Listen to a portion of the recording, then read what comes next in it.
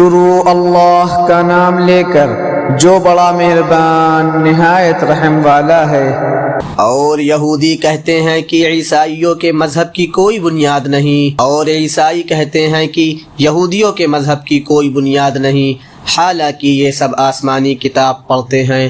اسی طرح وہ مشرکین جن کے پاس کوئی آسمانی علم ہی سرے سے نہیں ہے، انہوں نے بھی ان اہل کتاب کی جیسی باتیں کہنی شروع کر دی ہیں۔ چنانچہ اللہ ہی قیامت کے دن ان کے درمیان ان باتوں کا فیصلہ کرے گا جن میں یہ اختلاف کرتے رہے ہیں۔ اور اس شخص سے بڑا ظالم کون ہوگا جو اللہ کی مسجدوں پر اس بات کی بندش لگا دے کہ ان میں اللہ کا نام لیا جائے اور ان کو ویران کرنے کی کوشش کرے۔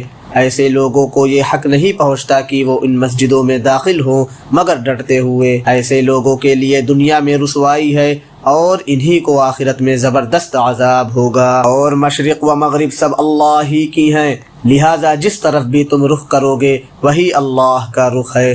بے شک اللہ بہت وسعت والا بڑا علم رکھنے والا ہے۔ یہ لوگ کہتے ہیں کہ اللہ نے کوئی بیٹا بنایا ہوا ہے، حالانکہ اس کی ذات اس قسم کی چیزوں سے پاک ہے، بلکہ آسمانوں اور زمین میں جو کچھ ہے اسی کا ہے، سب کے سب اس کے فرما بردار ہیں۔ وہ آسمانوں اور زمین کا پیدا کرنے والا ہے، اور جب وہ کسی بات کا فیصلہ کرتا ہے تو اس کے بارے میں بس اتنا کہتا ہے کہ ہو جا، چنانچہ وہ ہو جاتی ہے۔ اور جو لوگ علم نہیں رکھتے وہ کہتے ہیں کہ اللہ ہم سے براہ راست کیوں بات نہیں کرتا، یا ہمارے پاس کوئی نشانی کیوں نہیں آتی۔ جو لوگ ان سے پہلے گزرے ہیں وہ بھی اسی طرح کی باتیں کہتے تھے جیسی یہ کہتے ہیں، ان سب کے دل ایک جیسے ہیں۔ حقیقت یہ ہے کہ جو لوگ یقین کرنا چاہیں ان کے لیے ہم نشانیاں پہلے ہی واضح کر چکے ہیں۔ اے پیغمبر، بے شک ہم نے تمہیں کو حق دے کر اس طرح بھیجا ہے کہ تم جنت کی خوشخبری دو اور جہنم سے ڈراؤ، اور جو لوگ اپنی مرضی سے جہنم کا راستہ اختیار کر چکے ہیں ان کے بارے میں آپ سے کوئی باز پرس نہیں ہوگی۔ اور یہود و نصارہ تم سے اس وقت تک ہرگز راضی نہیں ہوں گے جب تک تم ان کے مذہب کی پیروی نہیں کرو گے۔